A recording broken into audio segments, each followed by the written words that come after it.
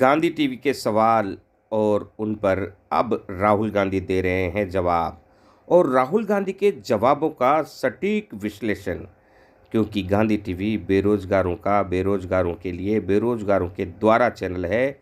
हम सवाल उठाते रहेंगे, उनका जवाब मांगते रहेंगे। जवाब संतुष्ट न होने पर हम उनका विश्लेषण कर उन्हें नकारते रहेंगे, क्योंकि हम गांधी टीवी हैं। आप कहते हैं कि कोई इंजीनियरिंग में जा रहा है, कोई मेडिकल करता, आईएएस करना चाहते हैं, लेकिन जॉब्स नहीं है, यानी कि उनको पता नहीं कितनी जॉब्स हैं। तो आपके पास क्या ऐसा रोड मैप है? हमारे देश में हर साल लाखों ग्रेजुएट निकलते हैं, पोस्ट ग्रेजुएट निकलते हैं। सरकारी और प्राइवेट नौकरी में ऐसा कौन सा रोड मैप होगा कि हम उनको सेट कर पाए? पहली बार ऐसा लग रहा है कि अब पत्रकारिता सही दिशा में है। पहली बार बेरोजगारी मुद्दा तो है, लेकिन उसका रोड मैप अर्थात प्लानिंग मांगी जा रही है कि बेरोजगारी किस प्रकार से दूर होगी। गांधी टीवी की मुहिम अब रंग लाने लगी है। राहुल गांधी से पूछा गया है कि आप बेरोजगारों के खिलाफ पैदल तो चल रहे हैं, लेकिन आपके पास योजना क्या है बेरोजगारी समाप्त करने का। तो ये जो मुहिम है, यह बेरोजगारों के लिए बहुत महत्वपूर्ण है और यह मुहिम भारत की लगभग 1/3 आबादी यानी 75% से भी अधिक आबादी के लिए भी महत्वपूर्ण है। ये ये देश अपने युवाओं से झूठ बोल रहा है। ठीक है, झूठ क्या है? मैं अब 3000 किलोमीटर चला हूं। युवाओं से मैं पूछता हूं, बच्चों से पूछता हूं क्या करना चाहते हो? 5 जवाब मिलते हैं: engineer, doctor, lawyer, army, administration. ठीक है, और सारे के सारे मतलब हजारों बच्चों ने मुझे ये 5 जवाब दिए हैं। रियलिटी ये है कि इनमें से 10% को, 15% को, ज्यादा से ज्यादा 10% भी मुश्किल है, 10% को इंजीनियर, डॉक्टर, लॉयर ये जॉब्स मिल जाएंगे, बाकी को नहीं मिलेंगे। तो इन सबके सपने टूटेंगे। इनके सपने तो राहुल जी आपके राज में भी तो टूटे हैं ना। जब आपने राज किया तब भी बेरोजगारों के सपनों को कुचला गया है और उसी का परिणाम रहा कि नरेंद्र मोदी बेरोजगारों को रोजगार देने के नाम पर तेजी से तूफान की तरह कांग्रेस को रोनते हुए आगे बढ़े और एक सोच देश भर के युवाओं में जागी कि नरेंद्र मोदी अब युवाओं को रोजगार देंगे। लेकिन अंततः वे भी कांग्रेस की उन्हीं नीतियों का पालन करते नजर आ रहे हैं जिन पर युवाओं के, बेरोजगारों के अरमानों को कुचला गया है। तो आपके पास योजना क्या है? गोलमोल जवाब न देकर सीधे मुद्दे की बात करिए ना राहुल गांधी जी। मेरे पास एक बच्ची आई, कहती है मैं आईएएस में जाना चाहती हूं। मैंने कहा ठीक है बेटा, आईएएस में हर साल कितने लोग जाते हैं? मुझे कहती है 5 लाख लोग जाते हैं। मैंने उससे कहा नहीं बेटा, 5 लाख लोग नहीं जाते हैं, 150 लोग जाते हैं। रोने लग गई। तो ये देश अपने बच्चों से, अपने भविष्य से झूठ बोल रहा है। राहुल जी, आप गलत बोल रहे हैं। देश कभी अपने नागरिकों से, बच्चों से झूठ नहीं बोलता है। सियासत करने वाले राजनेता झूठ बोलते हैं। अब सियासत करने वाले कौन से राजनेता झूठ बोल रहे हैं अब साबित होगा, क्योंकि गांधी टीवी ने अब प्रश्न उठा दिया है। राष्ट्रीय स्तर पर अब राजनेताओं से सीधे प्रश्न पूछे जा रहे हैं कि आपकी योजना क्या है, बेरोजगारी दूर करने के लिए क्या प्लानिंग है। अब उस प्लान को बताना ही होगा। राहुल जी, इधर उधर की बात ना करें, सीधे मुद्दे की बात करें। बेरोजगार युवा आपके साथ क्यों खड़े हों? क्या प्लान है आपके पास, वह बताएं। गांधी टीवी इस प्रश्न को सीधे राहुल गांधी और बेरोजगारों को रोजगार देने की इच्छा रखने वाले, घोषणा करने वाले तमाम राजनेताओं से पूछ रहा है। मोदी से भी यही प्रश्न है और राहुल गांधी से भी गांधी टीवी के युवा बेरोजगारों की तरफ से यही प्रश्न है। और ये इनका दिल तोड़ेगा। हर रोज इनका दिल टूटता है, इनके सपने टूटते हैं। क्यों टूटते हैं? क्योंकि जो लोग इस देश को रोजगार दे सकते हैं, उनकी हम मदद नहीं करते हैं। उनकी हम प्रोटेक्शन नहीं करते हैं, उनके स्ट्रक्चर के बारे में हम नहीं सोचते। रोजगार कहां से आएगा? रोजगार अगर आप सेकंड ग्रीन रेवोल्यूशन करोगे, एग्रीकल्चर को ट्रांसफॉर्म करोगे, फूड प्रोसेसिंग फैक्ट्रीज के जाल बिछाओगे, रोजगार वहां से आएगा। करोड़ों लोगों को रोजगार मिल सकता है और रिस्पेक्टेबल रोजगार मिल सकता है। चलो आपकी बात मान लेते हैं कि खेती किसानी को डेवलप करें, क्योंकि 70% हम किसान ही हैं और वहाँ से कुछ रोज़गार मिल सकता है। लेकिन रोज़गार मिलेगा कैसे? खेती किसानी तो अभी भी चल रही है।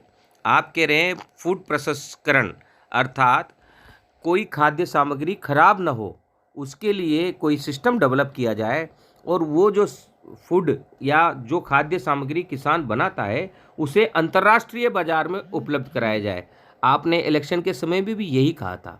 ठीक है, हम समझ गए आपकी बात, लेकिन यह तो एक सेक्टर है और जैसा कि आप सोच रहे हैं वैसा नहीं है। खेती किसानी में पहले ही बहुत सारे लोग काम कर रहे हैं, वहाँ मजदूर को मजदूरी के हिसाब से तनख्वाह मिलती है। उस व्यक्ति का क्या होगा जिसके पास खेत नहीं है, लेकिन खेत वाले मालिक के पास जो अपनी नौकरी के लिए जाएगा? क्या वह पढ़े लिखे ग्रेजुएट और एमए पास छात्र को, युवा को 50,000 या उससे ऊपर तनख्वाह दे पाएगा? दूसरी बात, जो स्मॉल और मीडियम इंडस्ट्रीज को डिस्ट्रॉय किया गया है, और कोई शब्द ही नहीं है, डिस्ट्रॉय किया गया है।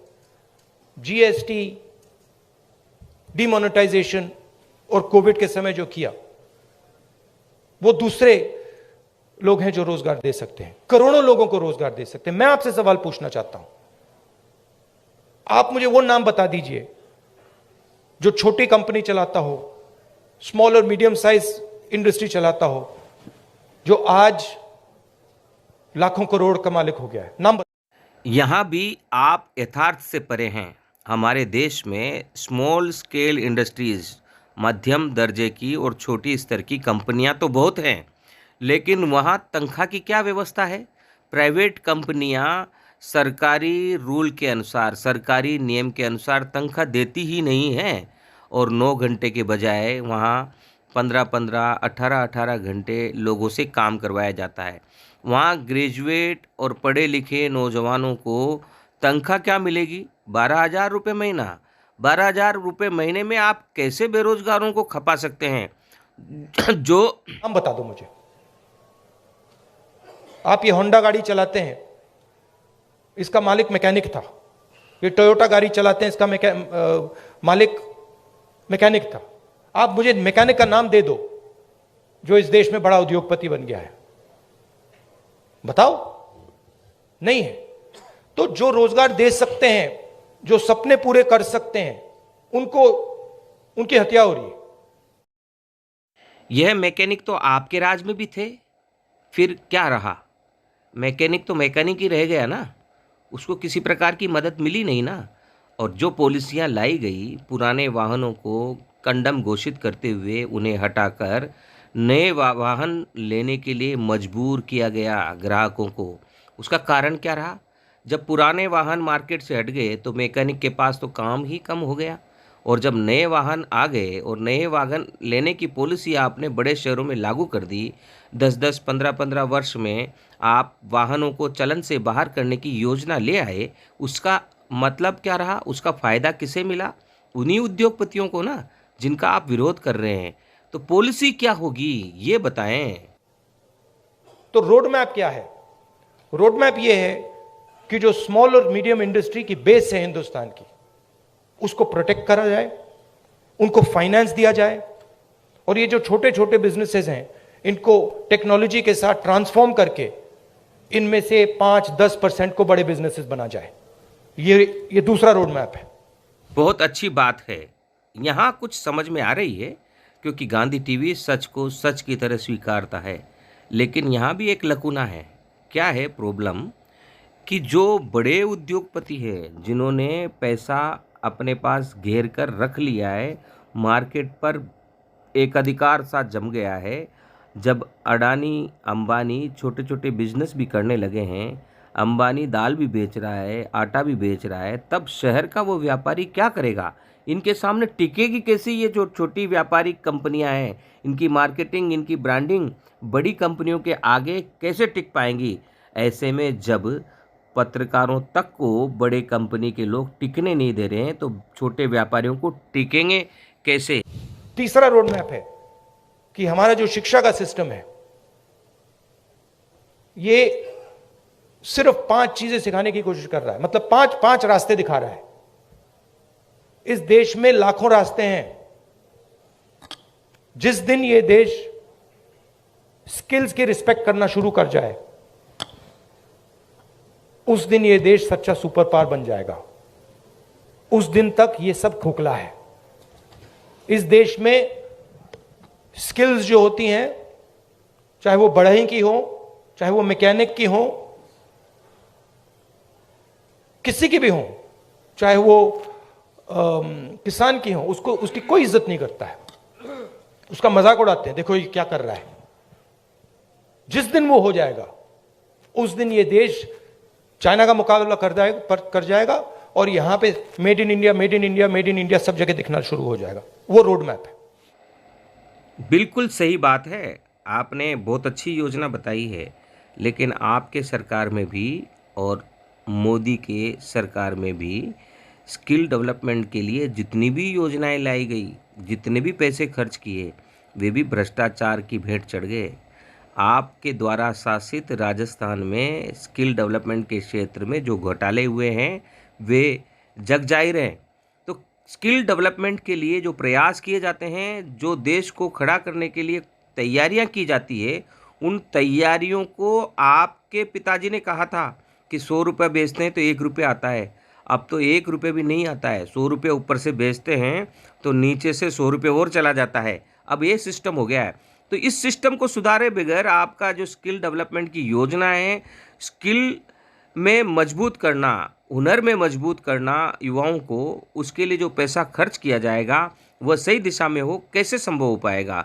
जबकि नरेंद्र मोदी की सोच को भी तो इसी घोटाले ने बर्बाद कर दिया है। कुल मिलाकर राहुल गांधी से अब सवाल पूछे जाने लगे हैं कि युवाओं को रोजगार देने का प्लान क्या है।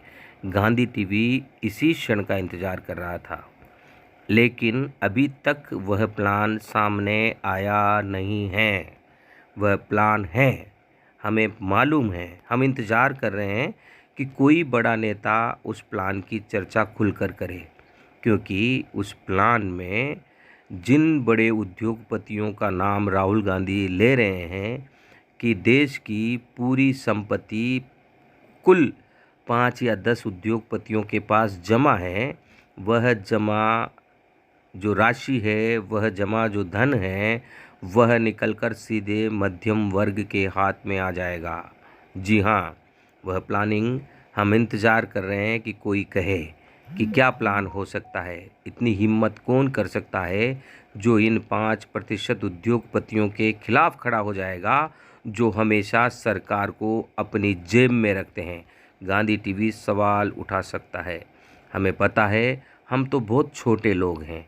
जब रवीश कुमार को खरीदा जा सकता है तो अनीश कुमार के साथ तो कुछ भी किया जा सकता है, लेकिन फिर भी हम सवाल उठाते रहेंगे बेरोजगारों का, बेरोजगारों के लिए, बेरोजगारों के द्वारा ये चैनल है, इसलिए हम इस आवाज़ को बुलंद करते रहेंगे। जय हिंद, वंदे मातरम, इंकलाब जिंदाबाद।